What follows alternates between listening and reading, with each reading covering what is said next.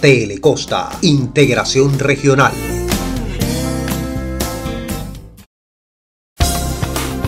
El siguiente programa es apto para todo público. No contiene escenas de sexo ni de violencia. Telecosta, integración regional. Todo lo que ocurre en Cartagena es revelado por sus protagonistas. Frente a frente con Humberto Mercado. Periodismo serio y objetivo, de la mayor profundidad. Frente a frente con nuestra ciudad, para que haya cuentas claras. Frente a frente, una producción de Humberto Mercado Pérez para el canal Telecosta, cubrimiento regional.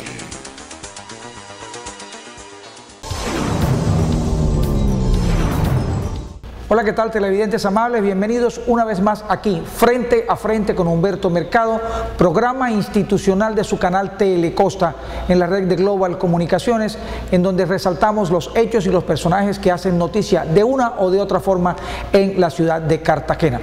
Pasada ya toda la temporada política, entramos ya a la realidad de las cosas en Cartagena. Y pues nada más real que cumplir 100 años. 100 años, que una institución cumpla 100 años es difícil realmente.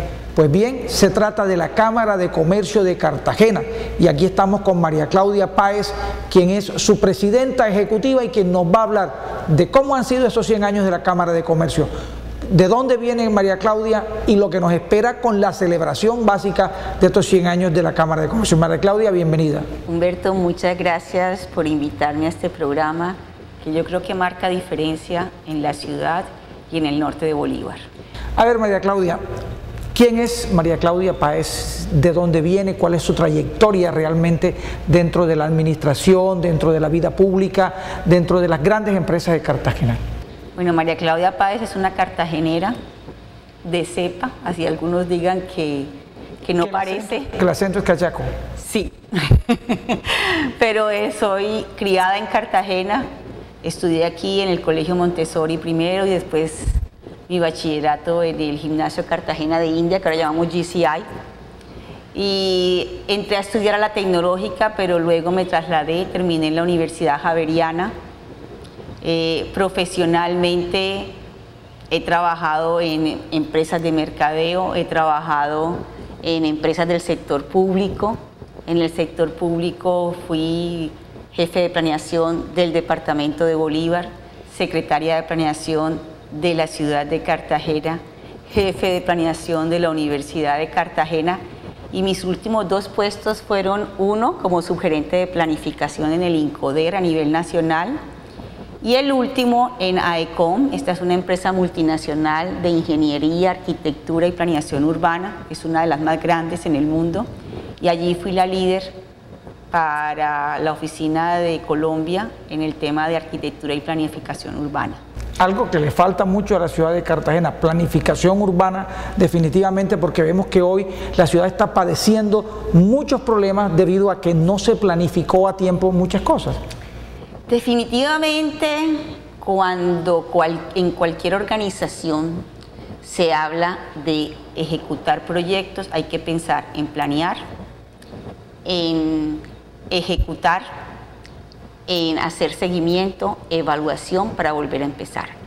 Y Cartagena, de verdad que uno sí ve y se da cuenta, a pesar de que yo he sido una planeadora y partícipe de muchos procesos en esta ciudad, incluso mucho se queda en el papel de la planeación.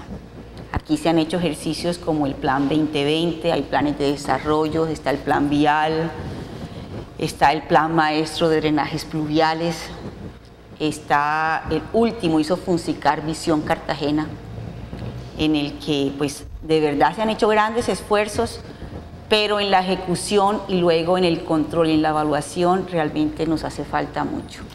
Podríamos decir, María Claudia, que Cartagena es una de las ciudades más estudiadas, de donde más planes se han hecho, pero a la hora de ejecutar, nada. Pues mira, yo no te podría decir si es la más estudiada ni la más planeada, pero sí se han hecho planeación y Cartagena tiene procesos de planeación importantes. Pero definitivamente no se actualizan con los debidos tiempos. O sea, si uno va y mira el plan de ordenamiento territorial, por norma debe ser actualizado cada 4 años. Y aquí en Cartagena desde el año 2000 no lo hemos mirado. Se han intentado hacer 2 procesos de modificación ordinaria al plan de modificación excepcional al plan de ordenamiento territorial y no se han logrado. La actual alcaldía inició un proceso en ese sentido, vamos a ver si lo logran presentar. Pero realmente no se trata de planear solamente, sino de ejecutar, hacer seguimiento, hacer evaluación y volver a actualizar la planificación. La planificación no es un proceso estático, la misma planificación es un proceso dinámico. Y además, un tema fundamental, la planificación, el primer elemento de realización de cualquier proyecto es el marco normativo. Y aquí yo le digo así, a la mano, nos hace falta la reglamentación para el tema de manejo de playas. Nos hace falta la ley para el tema de protección costera. Hace apenas 2 meses el Gobierno Nacional nos entregó la reglamentación para poner en marcha el sistema de transporte público acuático. En la norma nacional, eso estaba desde la primera ley de transporte en 1948. Qué barbaridad. Y apenas ahora, una ciudad que es pura agua, o sea, Cartagena, mire, nosotros, si usted me quiere preguntar ¿cuál es el elemento diferenciador de Cartagena en cuanto a ordenamiento territorial con cualquier ciudad del país? Yo le diría que agua. Nosotros tenemos 4 grandes cuerpos de agua que no solamente nos circunscriben, nos atraviesan, o sea, Ciénaga de la Virgen, Bahía de Cartagena, el tema del Canal del Dique, Bahía de Barbacoas y el litoral costero. Tenemos agua por todos lados y no teníamos transporte acuático que puede hacer la diferencia, el transporte público acuático. Entonces, lo que le digo, no es solamente planear, generar la norma para que esa planeación se dé y luego que usted genera la norma, tiene que tener los instrumentos para poderla ejercer. A ver, yo desde hace mucho tiempo, María Claudia, vengo escuchando, desde hace más de 30 años de que empecé el periodismo, hablar de la recuperación de los caños y lagos de Cartagena, del famoso plan de los acuabuses, de todas esas cosas. ¿Quién puede estar interesado realmente en que en Cartagena no se implemente un sistema de transporte acuático? Mire, Humberto, yo le diría que no es que no estemos interesados, es que no hay liderazgos que se fijen en esos temas, porque no se trata, incluso lo ideal hubiera sido que la propuesta de Transcaribe tuviera articulado un plan de un sistema de transporte acuático público. Pues no se pensó así, es porque estamos acostumbrados a pensar las cosas de una manera y a veces además nos atenemos a una norma nacional que, por ejemplo, poco reconoce el litoral costero. En la Constitución colombiana, yo lo invito a que usted mire, la norma en la Constitución colombiana está muy centrada, pensada en lo que son las ciudades andinas. El decreto 388 del 96, perdón, la ley 388 del 97 es exactamente lo mismo. Si usted la mira, el tema de competencia sobre el litoral costero es un tema que no es del todo claro. Entonces, pues ha faltado los liderazgos que hagan que eso se dé. Pues ya tenemos una reglamentación para el transporte público acuático, obviamente, perdón, una reglamentación, no tenemos el decreto, nos hace falta la reglamentación y en eso estamos, pero eso es un proceso y además hay que hacerle seguimiento, hay que continuar, no es solamente tener la ley, es los decretos cuando hagan falta decretos y cuando haga falta reglamentación, que casi la mayoría de las veces hay que hacer una gestión. Diciéndole una cosa, usualmente esa es una gestión que no produce, o sea, usualmente no produce recursos, es un tema de ciudades, es un tema de desarrollo en el que uno tiene que, como dirigencia y como líder, hacerle seguimiento para que las cosas se den. Y además ampararnos en lo que son nuestros senadores, nuestro alcalde, nuestro gobernador, para que esas cosas se den. A ver, precisamente, ¿cómo hacer que una mujer, una persona que conoce tanto de planeación, de planificación urbana, ayude desde este lugar, que es la Cámara de Comercio, el ente que agremia a todos los comerciantes de la ciudad de Cartagena, que dice que están vivos precisamente como comerciantes? ¿Cómo hacer para que usted desde aquí pueda ayudar a la realización de toda esa cantidad de planes y proyectos que hay? Pues mira, Humberto, yo te diría que la Cámara ha liderado varios procesos en la ciudad. Si nos recordamos, en una alianza que en un momento se hizo incluso con los congresistas, con algunos empresarios de la ciudad, con alcalde y gobernador, se lideraron procesos como lo que fueron los Juegos Centroamericanos y del Caribe, que si ustedes se acuerdan, en el 2006 casi los perdemos. Pero hubo un liderazgo en la ciudad donde nos dimos cuenta que sí podíamos trabajar juntos y podíamos defender este tipo de proyectos. Lo del canal del dique, lo de la planta en producción de Reficar, y eso fue muy reciente. Entonces, yo creo que la Cámara tiene que continuar con ese proceso de liderazgo en la gestión de grandes proyectos para la ciudad, entendiendo que no es que la Cámara voy a poner los recursos, es que la Cámara hace acompañamiento al alcalde, a los líderes, a los congresistas de la ciudad para que en el nivel nacional e incluso internacional se den los procesos que la ciudad necesita, pero también en el nivel local. El tema de reglamentación de playas es un tema netamente local y cómo hacerlo de manera adecuada para que eso funcione bien. Entonces, ¿qué estamos planeando con la Junta Directiva en este momento? Mire, cumplimos 100 años. Son 100 años en donde uno debe celebrar y hacer un reconocimiento a lo que ha sido la historia y esos grandes personajes que han pasado por la Cámara de Comercio, como un Augusto Martínez, como una Silvana Yaimo, como un Bernal Gilchrist, o sea, como esos directores ejecutivos y sus presidentes de junta. Muchos hay, mejor dicho, en esa ciudad hay muchos todavía que se mantienen y siempre se mantienen muy atentos a la Cámara.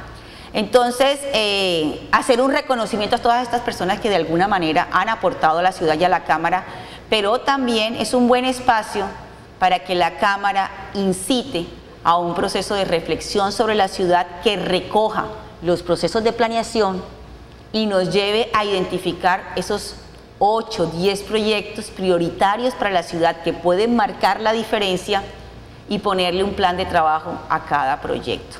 Yo creo que ese es el gran reto en este momento y es lo que queremos asumir para Cartagena. A ver, María Claudia, ¿ha faltado en algún momento en los últimos gobiernos, en las últimas administraciones distritales, articulación entre el Ejecutivo distrital y nuestros 10 u 11 congresistas que realmente trabajen de la mano y que no estén más pendientes del contrato del aseo o el contrato de la vigilancia o de comprar las motos o de hacer las callecitas? O sea, embarcarnos en grandes megaobras para la ciudad, porque la última, que es Transcaribe, le ha quedado grande a la ciudad y a sus dirigentes. No me pongas a mí a calificar cómo ha sido el proceso, pero definitivamente Cartagena tiene que definir cuáles son esos 10 proyectos de ciudad que quiere jalonar, que obviamente allí, haciéndote una anotación, Transcaribe entra en operación, pero la entrada de operación de Transcaribe se va a llevar por lo menos 3 años. Es un tiempo, porque esto no es que hoy no tenía Transcaribe y mañana tengo todos los buses. Esto es un proceso de construcción paso a paso y el próximo alcalde tiene un gran reto para que Transcaribe entre en las diferentes fases que la operación requiere. Pero no solamente Transcaribe, yo también te diría el canal del dique.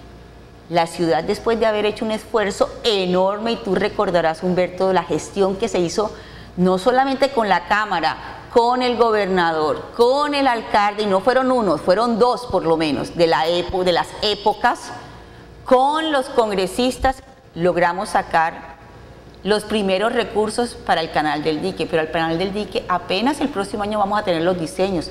Hace falta la construcción y después no solamente la construcción, la entrada en operación de lo que serían las esclusas. O sea, que estamos hablando de que en los próximos 7 años vamos a tener proyecto de canal del dique y la cosa tiene que ser seria y la ciudad tiene que hacer seguimiento a eso. Entonces yo te diría, que nos hacen falta más macroproyectos.